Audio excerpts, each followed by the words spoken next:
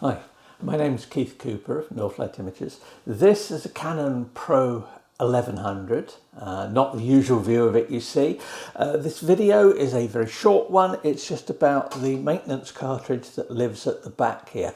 Now the maintenance cartridge gets a fair bit of ink put into it as part of the setup process, and if you ever try and shift one of these printers and do the full shipping procedure, you will need 2 or 3 of these maintenance cartridges, since it has to empty a lot of ink out to put the printer into a shipping state.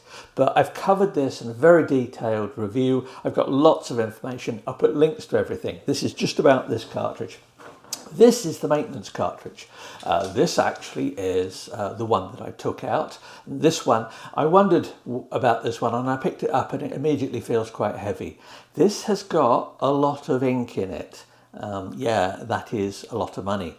You don't really, that's why I say this printer, you do not want to move it regularly. If you want to properly ship this printer, I say it uses up lots of ink. But anyway, that is the cartridge. Comes in a box like so. Has a plastic bag for it for putting it in. I've kept this one just for test purposes. Very simple. There's a little panel at the back here. Pull that down.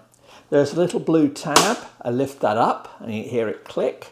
And then I just pull the ink card out and here it is. Now there is a chip on it, which is how the printer recognizes the particular cartridge. If I put this one back in, it'll change the indication as here to full. I have not switched this off. You don't need to switch it off. Remember, switching these printers off, on and off, is another way of using up too much ink. But anyway, that is the cart. There's padding inside it. There's a little nozzle here that goes in, and that's where the ink goes into it. You can see a few signs of ink on there. But to refit it, your new cartridge, all you do is just slide it in there. It clicks in place, and the bit I forgot about is the little blue tab. There we go, that's that. Put that back up and it's fine. I haven't switched it off or done anything. Now, I've got the printer on this trolley here on wheels, which makes it nice and easy to turn around. Bear that in mind. If you're setting up a printer, you will need access. But if you're using the rear paper feed, you'll need access anyway. And certainly if you're using large sheets of paper, you'll need quite a bit of space at the back. So it shouldn't be a problem with using that. So there you go. Changing the maintenance cartridge. That's the MC-20, I believe it is.